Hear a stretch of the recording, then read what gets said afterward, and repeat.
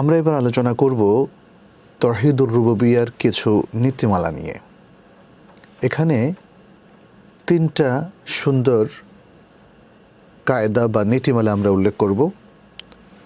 প্রথম নীতিমালাটা হলো প্রত্যেক সৃষ্টির একজন স্রষ্টা রয়েছে এবং প্রত্যেক ঘটনার পেছনে অবশ্যই একজন অনুঘটক রয়েছেন।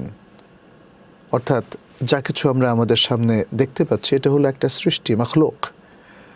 তাহলে যেখানে মাখলুক আছে সেখানে একজন খালেক বা স্রষ্টা আছেন এবং যে কোনো ঘটনা আমাদের সামনে ঘটছে সেই ঘটনা উৎপাদনকারী কোনো একজন সত্তা রয়েছেন। এটা অত্যন্ত সহজ একটা তত্ত্ব যেটা শিশুরাও বোঝে। কেউ যদি শিশুর গায়ে আঘাত করে তখন সে অবশ্যই বুঝে আশেপাশে তার কাছে যিনি দাঁড়িয়ে আছেন তিনি তাকে আঘাত করেছেন। তার মানে এই আঘাতটা কেউ না করলে অটোমেটিক এমনি এমনি আসে না। এভাবে যে কোনো জিনিস যখন আমরা ধোঁয়া দেখি তখন বুঝবো নিশ্চয়ই সে ধোঁয়া উৎপাদনকারী আগুন কোনো না কোনো কিছুকে জ্বালাচ্ছে এবং সেখান থেকে ধোঁয়া সৃষ্টি হচ্ছে। ফলে তত্ত্ব অত্যন্ত সহজ। পৃথিবীর কোনো কিছুই এমনি এমনি হয় না। আমরা কি কখনো দেখেছি যে আমাদের সামনে একটা গাড়ি এমনি এমনি তৈরি হয়ে গেছে, একটা বাড়ি এমনি এমনি তৈরি হয়ে গেছে, একটা কলম এমনি এমনি তৈরি হয়ে গেছে? কখনো আমরা দেখিনি। সে কথাটি আল্লাহ সুবহানাহু ওয়া তাআলা সূরা আত-তুরের ৩৫ নম্বর আয়াতে খুবই ছোট্ট করে বলে দিয়েছেন। বলেছেন, আম খুলিকু মিন গায়রি শাইইন আম হুমুল খালিকুন। তাদেরকে কি কোনো কিছু ছাড়াই সৃষ্টি করা হয়েছে? অর্থাৎ তারা কি কোনো কিছু ছাড়াই এমনি এমনি সৃষ্টি হয়ে গেছে, নাকি তারা নিজেরাই স্রষ্টা? তাহলে যদি তারা স্রষ্টা হয়ে থাকে তাহলে তারা দাবি করুক যে তারা এই পৃথিবী বা সহ সব কিছু সৃষ্টি করেছে, অথবা তারা এটাও দাবি করুক যে তারা এমনি এমনি সৃষ্টি হচ্ছে। আসলে তারা এমনি এমনি সৃষ্টি হয়নি। তাহলে বোঝা গেল এ দুটোর কোনোটাই যেহেতু নয়, তাহলে আল্লাহই হচ্ছেন স্রষ্টা। আল্লাহ সুবহানাহু ওয়া তাআলা এ সম্পর্কে আল কোরআনে অনেকগুলো আয়াত উল্লেখ করেছেন। আসলে সময় সংক্ষিপ্ততার কারণে আমরা সেগুলো উল্লেখ করছি না। একটা আয়াত শুধু বলবো এখানে।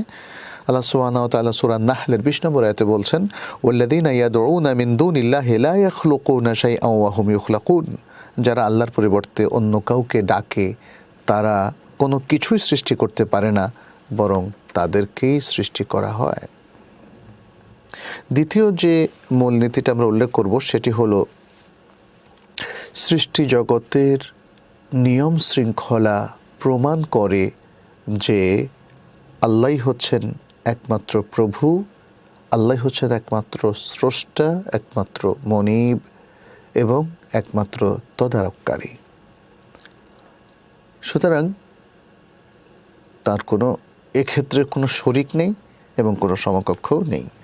সে কথাটি আল্লাহ তাআলা সূরা আল মুমিনুনের ৯১ নম্বর আয়াতে খুবই স্পষ্ট করে উল্লেখ করেছেন। কি বলেছেন? তিনি বলেছেন, মাত্তাখাযাল্লাহু মিন ওয়ালাদিন ওয়া মা কানা মাআহু মিন ইলাহ। মাত্তাখাযাল্লাহু মিন ওয়ালাদিন ওয়া মা কানা মাআহু মিন ইলাহ। আল্লাহ কোনো সন্তান গ্রহণ করেননি এবং তার সাথে অন্য কোনো ইলাহও নেই। ইযা লাযাহাবা কুল্লু ইলাহিন বিমা খালাকা ওয়া লা আলা বা'দুহুম আলা বা'দ। যদি থাকতো তাহলে প্রত্যেক ইলাহ নিজ নিজ সৃষ্টি নিয়ে পৃথক হয়ে যেত এবং একে অপরের উপর প্রাধান্য বিস্তারের চেষ্টা করত। তাহলে একাধিক ইলাহ যদি থাকতো তাহলে তো একজন আরেকজনের কর্তৃত্ব স্বীকার করতো না এবং প্রত্যেকে তার নিজের দলবল নিয়ে আরেকজনের বিরুদ্ধে লেগে যেত এবং প্রাধান্য বিস্তারের চেষ্টা করত। এটাই এই আয়াতে আল্লাহ তাআলা বোঝাতে চেয়েছেন। তাহলে ইলাহ একজনই। এই জগৎবাসী কোনো দিন দুজন ইলাহের মধ্যে গণ্ডগোল দেখেনি। তার মানে ইলাহ আসলে একজনই। একাধিক ইলাহ থাকলে তাদের মধ্যে সংঘর্ষ বেঁধে যেত। তৃতীয় যে মূলনীতি সেটি হচ্ছে আল্লাহ সুবহানাহু ওয়া তাআলা সৃষ্টি জগৎকে তার কর্তব্য পালনে অনুগত করে রেখেছেন। এই আনুগত্যের বাইরে যাওয়া কারো পক্ষে সম্ভব নয়। এটা আমরা সৃষ্টি জগতের যে সিস্টেম সেটা দেখলে বুঝতে পারব। যেমন সে পূর্ব দিক থেকে উঠবে, পশ্চিম দিকে অস্ত যাবে।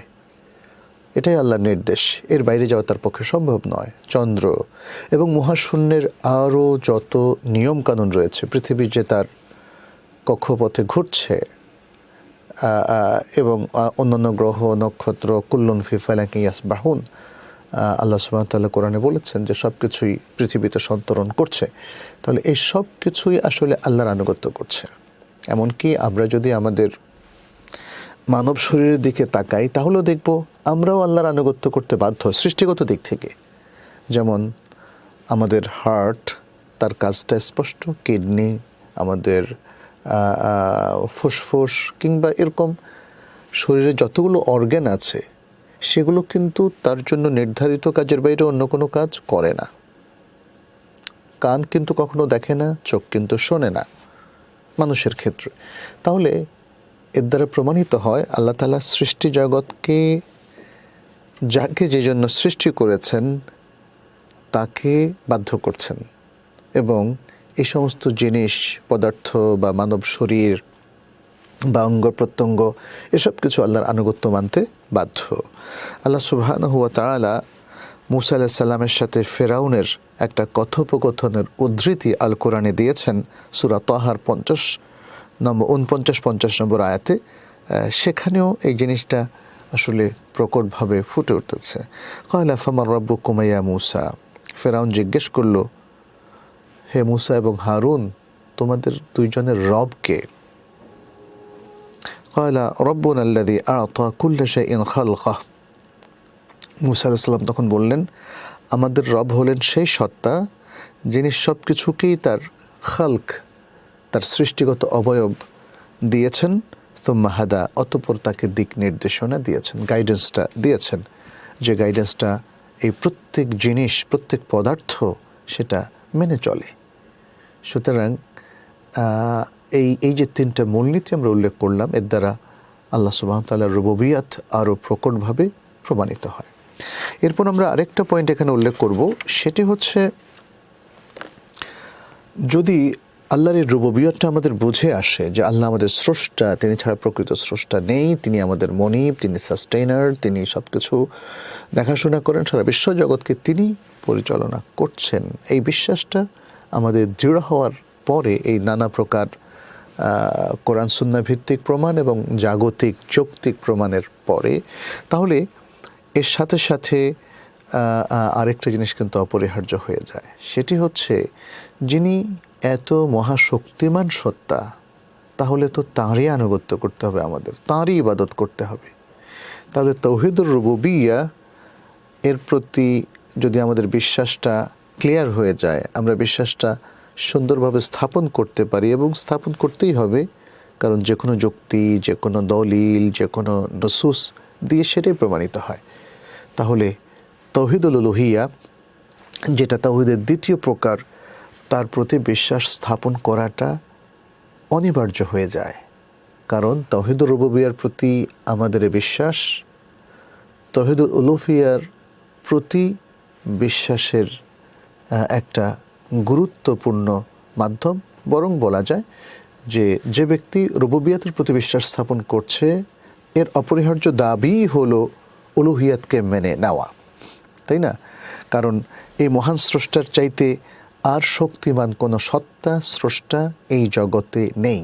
তাহলে এই মহান সত্তারই আনুগত্য করতে হবে, এবং এই আনুগত্যটাই হলো তার ইবাদত করা এবং তার উপাসনা করা ইত্যাদি। এই বিষয়গুলো আমরা আমাদের পরবর্তী আলোচনায় আমরা উল্লেখ করব। তবে এখানে আল্লাহ সুবহানাহু ওয়া তাআলাও যে এই ধারায় কিছু কথা বলেছেন, সেটা আমরা একটু উল্লেখ করতে চাই। আল্লাহ সুবহানাহু ওয়া তাআলা যেমন বলেছেন, ইয়া আইয়ুহান নাসু উবুদু রাব্বাকুমুল্লাযী খালাকাকুম ওয়াল্লাযীনা মিন ক্বাবলিকুম লাআল্লাকুম তাত্তাকুন, হে মানুষেরা, তোমরা তোমাদের সেই রবের ইবাদত করো যিনি তোমাদেরকে সৃষ্টি করেছেন এবং তোমাদের পূর্ববর্তীদেরকে সৃষ্টি করেছেন, যেন তোমরা মুত্তাকি হও। তাহলে আল্লাহ সুবহানাহু ওয়া তাআলা এই যে রব কি ইবাদতের কথা বলছেন, কারণ ইবাদত করতে হবে রবের, রব যিনি আমাদেরকে সৃষ্টি করেছেন, পূর্ববর্তী সব কিছু সৃষ্টি করেছেন। অতএব এই যে সৃষ্টি কার্য সম্পাদন, এটা তার ইবাদতের অনিবার্য দাবি। যেহেতু তিনি সৃষ্টিকার্য সম্পাদন করেছেন, অতএব আমাদের উপর ওয়াজিব হচ্ছে তার ইবাদত করা। আল্লাহ তাআলা আরও বলছেন, আল্লাযী জাআলা লাকুমুল আরদা ফিরাশাও ওয়াস সামাআ বিনাআ, যিনি জমিনকে বিছানা করে দিয়েছেন এবং আকাশকে করেছেন ছাদ। ওয়ানজালা মিনাস সামাই মাআন ফাআখরাজা বিহি মিনাত থামারাতি রিজকান লাকুম, তিনি তোমাদের জন্য আর তিনি আকাশ থেকে পানি বর্ষণ করে তা দ্বারা তোমাদের রিজিক স্বরূপ ফলমূল উৎপাদন করেছেন। ফালা তাজআলু লিল্লাহি আনদাদা ওয়া আনতুম তা'লামুন, অতএব তোমরা আল্লাহর জন্য জেনে শুনে কোনো সমকক্ষ স্থির করো না। তাহলে এখানে আল্লাহ সুবহানাহু ওয়া তাআলা কয়েকটা নির্দেশ দিলেন, যেহেতু তাওহীদুর রুবুবিয়্যাহ প্রমাণিত হলো, অতএব তাঁরই ইবাদত করো এবং তার সাথে শরীক করো না। আল্লাহ সুবহানাহু ওয়া তাআলা আরেকটা আয়াতে বলেছেন, যালিকুমুল্লাহু রাব্বুকুম লা ইলাহা ইল্লা হুয়া খালিকু কুল্লি শাইইন ফা'বুদুহু, তিনি আল্লাহ, তিনি তোমাদের রব, তোমাদের প্রভু, তিনি ছাড়া প্রকৃত কোনো ইলাহ নেই। তাহলে রবকে সাব্যস্ত করে তারপরে তার উলুহিয়ত সাব্যস্ত করা হচ্ছে, তিনি সব কিছু স্রষ্টা। ফা'বুদুহু খালিকু কুল্লি শাইইন ফা'বুদুহু, তিনি সব কিছু স্রষ্টা, অতএব তাঁর ইবাদত করো। সূরা আল-আনআম 102। আর আল্লাহ সুবহানাহু ওয়া তাআলা আমাদেরকে সৃষ্টির মহান উদ্দেশ্য তিনি সূরা আদ-দারিয়াতের 56 নম্বর আয়াতে বর্ণনা করে দিয়েছেন, ওয়ামা খালাকতুল জিন্না ওয়াল ইনসা ইল্লা লিয়াবুদুন, আর আমি জিন এবং ইনসানকে একমাত্র আমার ইবাদতের জন্যই সৃষ্টি করেছি। সুতরাং আমরা কনক্লুড করতে পারি যে তাওহীদুর রুবুবিয়্যাহ মেনে নেওয়ার অনিবার্য দাবি হচ্ছে তাওহীদুল উলুহিয়্যাহ বা ইবাদতের ক্ষেত্রে আল্লাহর একত্বকে মেনে নেওয়া।